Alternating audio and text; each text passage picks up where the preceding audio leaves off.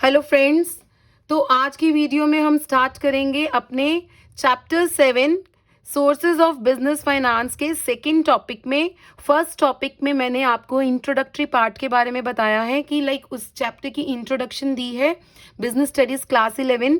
सो आज second part है। इस वीडियो में हम सेकंड पार्ट डिस्कस करेंगे which is all about the meaning of business finance. So let's start with the video.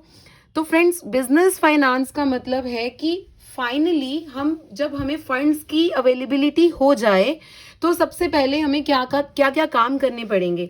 Simply सबसे पहले हमें अपने फंड्स को प्लान करना है कि वो फंड्स लगाने कहाँ पे हैं, किन किन सोर्सेज में, किन किन कामों में हमें वो फंड्स यूटिलाइज करवाने हैं। तो ये सारी चीज़ें इनिशियली ही हमारे दिमाग में क्लियर रहनी चाहिए कि कहाँ कहाँ हम उन फंड्स को इन्वेस्ट कर सकते हैं। So planning is the first step.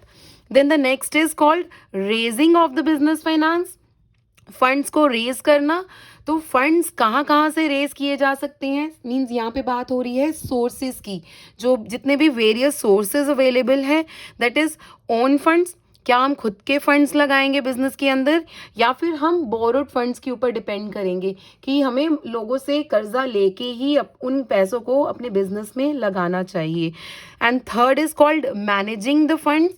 Funds को मैनेज करना एक बहुत ही इंपॉर्टेंट क्राइटेरिया हो जाता है किसी भी बिजनेस के लिए, क्योंकि जब तक हम फंड्स को एफिशिएंटली एंड इफेक्टिवली मैनेज नहीं कर पाते हैं तो हमें जहाँ भी जिस भी प्रोसेस में हमने फंड्स लगाए हैं वहाँ से अच्छा आउटपुट डिराइव नहीं हो पाता। तो फंड्स को मैनेज करना बहुत ही इम्पॉर्टेंट एस्पेक्ट है कि हम कहीं भी किसी भी प्रोसेस में पैसे लगा रहे हैं, वहाँ हम अपने फंड्स को कितने अच्छे से मैनेज कर पा रहे हैं ये देखना है।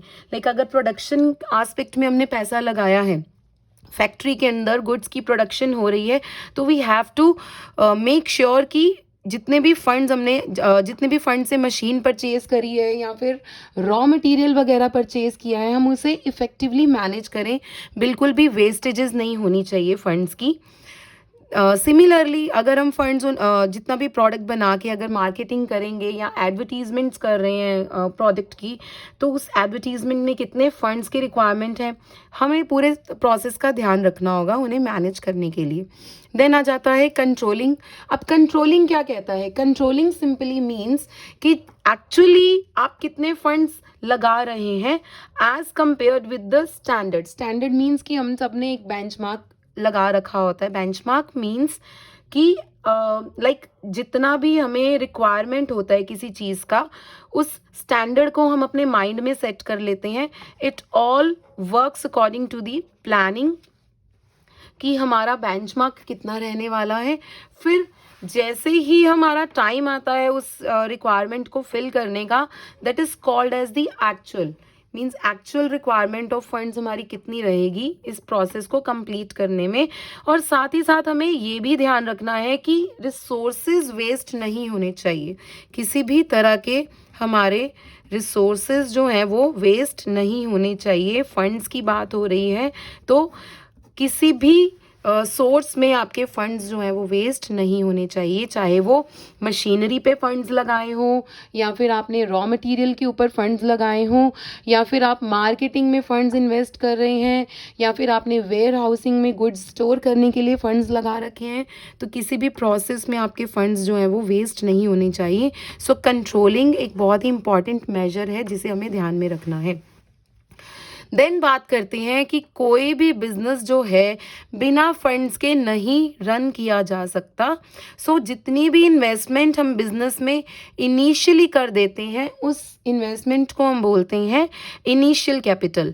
सो no business can ever be run without funds. So every business requires some money to start, which is called initial capital. Next comes कि जितना भी आपका बिजनेस है, जो भी आप बिजनेस कर रहे हैं, और उस बिजनेस की नेचर पे ही आपके कैपिटल की रिक्वायरमेंट डिपेंड करती है। लाइक कितनी कैपिटल आपको इन्वेस्ट करनी है, ये तो एक बिजनेसमैन ही अच्छे से बता सकता है कि अगर वो लार्ज स्केल पे बिजनेस ऑपरेट कर रहा है तो definitely he would be invested more capital into the business. अगर वो स्मॉल स्केल से बिजनेस रन कर रहा है तो he would be invested less capital in the business. So amount of capital every time varies means बदलता है with varying size and nature of the business। तो आपका बिजनेस का जो भी नेचर रहेगा, may it be manufacturing concern, may it be a trading concern, ठीक है। तो इस तरीके से जो भी आपके बिजनेस का नेचर रहेगा और जो भी बिजनेस का साइज रहेगा, कैपिटल का अमाउंट डेफिनेटली वेरी करेगा। सो